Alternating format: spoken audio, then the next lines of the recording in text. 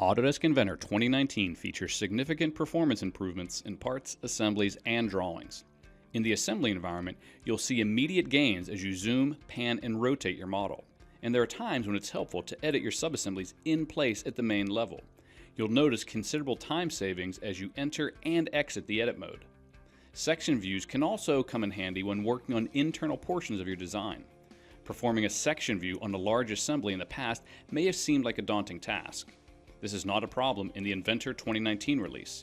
Drag the arrow to position the section and see the results instantaneously.